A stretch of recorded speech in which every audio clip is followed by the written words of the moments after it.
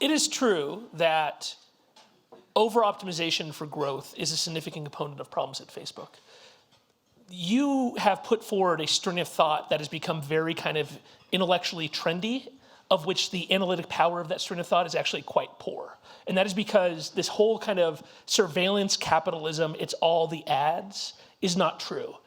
The basic truth is the internet, the companies, the Facebooks, YouTube, whatever, are the reflection of the current people at the top of the mountain who will eventually be supplanted by somebody else as part of the kind of information revolution of the internet, which has kind of re-architected the relationships between people and information in a way that is not been seen in the world since the invention of the printing press, right? So the invention of the printing press was a massively democratizing step of taking who controls history, who controls the written word out of the monks, out of the control of the Catholic Church in the West, and gave it to lots and lots of people. What was the effect of the printing press? Well, Europe had hundreds of years of war, for example, coming out of the Protestant Reformation, which was built upon this, right?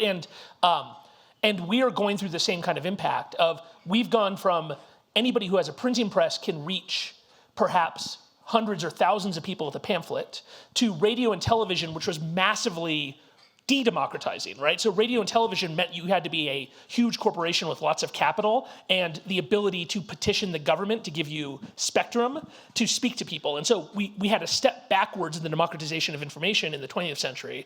And now we've had a spectacular explosion of democratization of information where people have the ability to talk to one another, talk to small groups, in some cases talk to large groups who are never able to do that. And so you can't look at any of this without thinking about what happens when you let billions of people have a voice before. Now, the thing is this is the kind of thing that all the coastal liberals in the room like me are like, oh yeah, people should have a voice, right? Like everybody should be able to be equal. It's just anything that kind of sounds good. Well, we're living through the truth of that, right? Is that all of a sudden, all of these groups that have felt oppressed, people who have been white supremacists for a long time, but they've never been able to meet each other, they have a voice.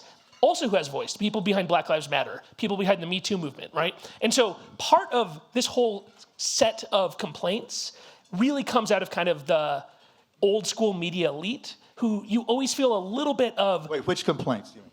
Of the complaints that come down to tech needs to control the speech of other people.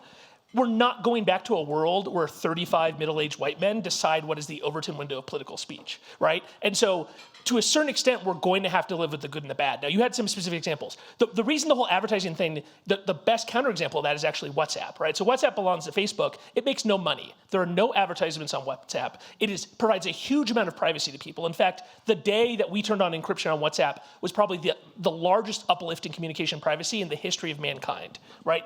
Over 1 billion people had the ability to talk to one another without Facebook having access to their data or governments having access to their data.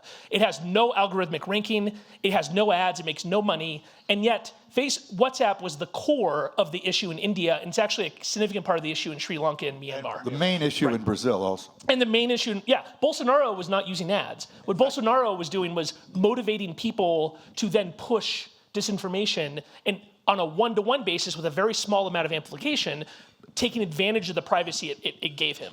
And so clearly advertising can have zero to do with that because WhatsApp has no effect on the growth metrics and all the other kinds of stuff that people talk about. So I'm just gonna push back against that whole train of thought because it kind of drives me nuts because the companies have made a lot of mistakes, but the truth is that a lot of the critics on the outside are criticizing the wrong things and they have the wrong analytical You can frame. push back all you want on the ad point, which I don't care about as much as the point that they knew that genocide and ethnic discord was being fomented by their systems for many years in many countries and did nothing.